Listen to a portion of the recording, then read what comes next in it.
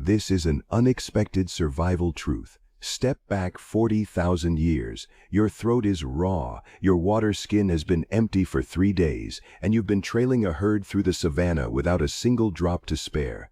You finally reach the creek where the water should be, and the truth is brutal. There's nothing there but cracked, sun-baked mud. This isn't just a bad afternoon, this is a month-long drought. The animals have migrated to cooler lands, the plants are brittle. You don't even have the energy to dig for deep-lying roots because every physical movement costs more water than you have left in your system. You are trapped. This isn't just thirst, this is a total survival collapse.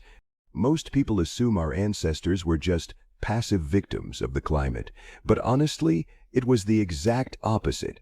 That brutal drought was the moment human intelligence hit a forced, fundamental system upgrade. Now, contrast that raw survival with your daily reality. You're thirsty. You open the fridge, grab a bottle of chilled water, and the problem is gone in 2 seconds. But 40,000 years ago, no pipes, no stores, and no backup plans.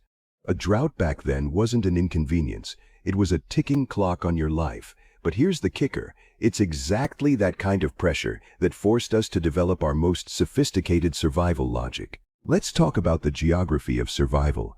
When you're dying of thirst, you can no longer move like a nomad wandering at random, hoping to stumble upon a pond. You have to start mapping the world with precision. You need to identify which shaded rock crevices collect morning dew. You start paying attention to the way the sun hits specific limestone shelves, learning that even at noon, the underside of these rocks stays cool enough to trap a few precious beads of condensation. You aren't just walking anymore. You are reading the landscape like a blueprint, scanning for the subtle color shifts in the soil that indicate moisture hiding beneath the surface.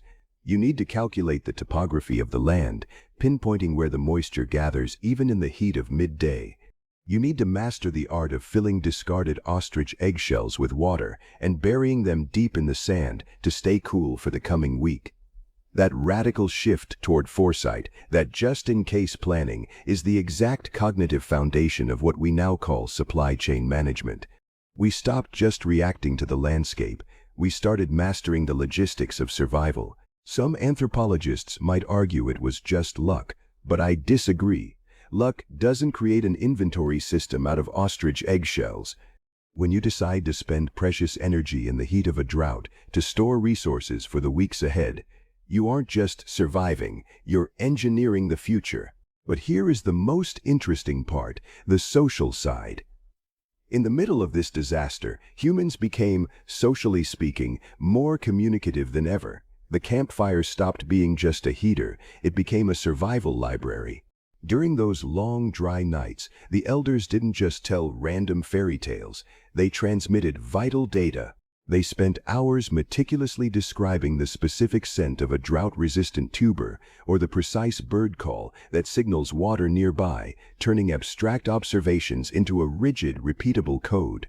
Every story was a lesson, every rhythm a mnemonic device meant to encode information so securely that it would remain etched in the minds of the youngest listeners long after the fire died down.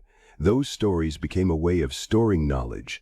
The experience of one generation could be passed on to the next.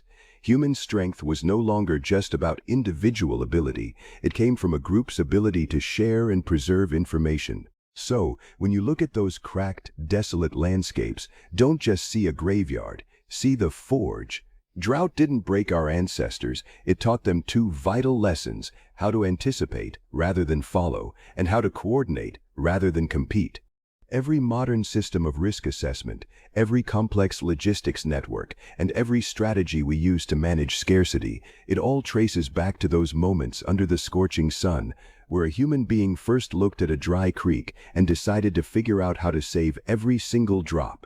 Looking back, those dry and unforgiving landscapes did not simply destroy early humans. They pushed us to develop abilities that later became central to human civilization, planning ahead, saving resources, and working together.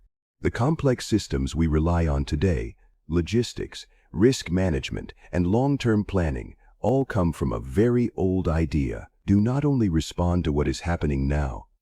Think about what might happen next. The environment has never been permanently comfortable.